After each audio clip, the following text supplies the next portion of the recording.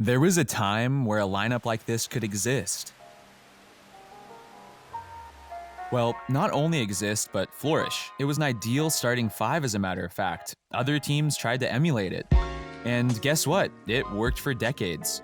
You had a point guard, shooting guard, small forward, power forward, and center. And each role was pretty well defined. I remember growing up playing basketball, especially in middle school, we learned what the 1 through 5 was, and depending on what was the best fit, you would learn exactly how to fill this role. In this example, the 1 would typically do a lot of the facilitating and taking the ball up and down the court, and the center, who in our case was 5'10", he was down low, grabbing rebounds and working on his post moves. This was over a decade ago now, and times have changed. The concept of a 1 through 5 is fading, and a center no longer has to be a center.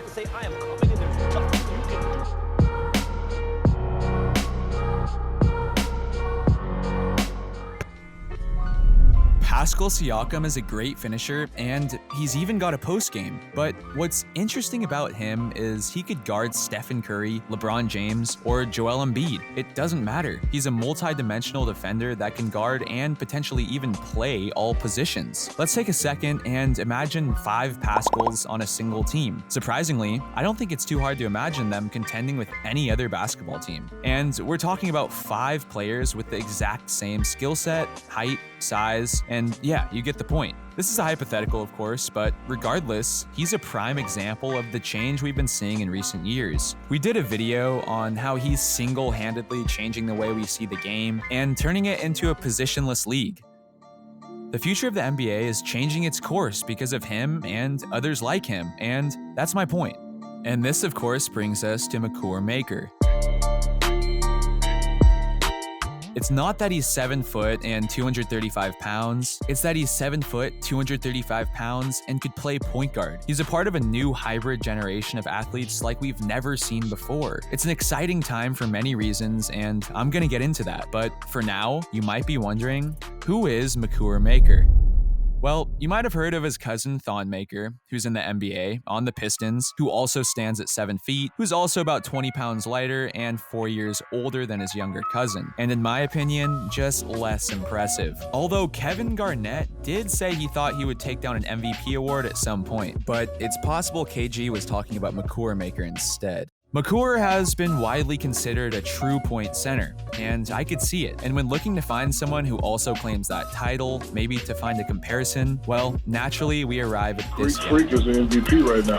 The Greek Freak is something special. But let's slow it down a bit. As of now, the range of what's possible for the 19-year-old is huge, but still very promising. He could dominate on offense or defense, above the rim and below the rim. He could shoot from anywhere on the court, which might be the most unique part of his game for a player his size, and he could handle the ball like no 7-footer I've ever seen, so there's also that. But Makur is also very confident, and better yet, very hardworking. He's made it clear that his top priority is improving at basketball, period. And ultimately, that's what you want to hear from a guy like this. In an overtime appearance, he made that pretty clear. It's not about number 2, it's not about number 1. It's about being a generational type player. It's the hours, it's the mornings, it's the nights, it's the afternoons, what we do.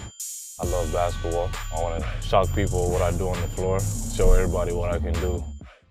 Makur is currently finishing up his 5th year of prep school, and the last few years have been surprisingly underwhelming, averaging a career 9.5 points, 0.6 assists, and 8.2 rebounds per game in only 33 games. After some uncertainty, it appears Makur will be eligible for this year's draft. He was previously ranked the 12th overall player in the class of 2020 and is currently projected as the number 49th pick in the 2021 draft, which is kind of surprising.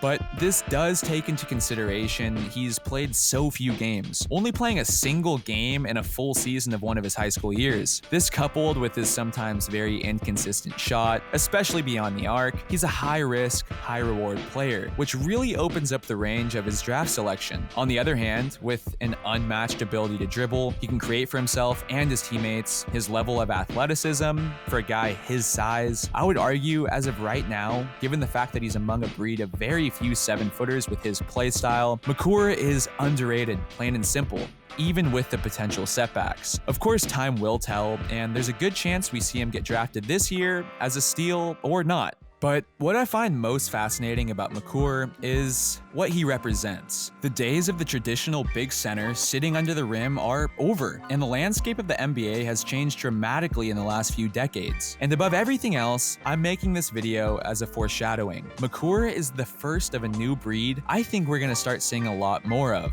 In the 1999 season, players 7 feet or taller combined for 133 three-pointers.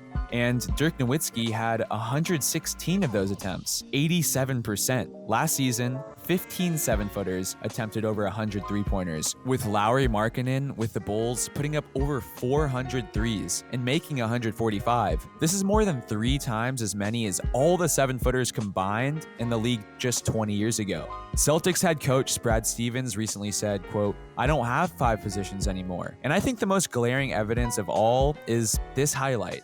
Tim Duncan, an absolute legend, but also traditional center. Well, this was considered by SportsCenter to be one of his top 10 plays. Him running the span of the court and making a layup.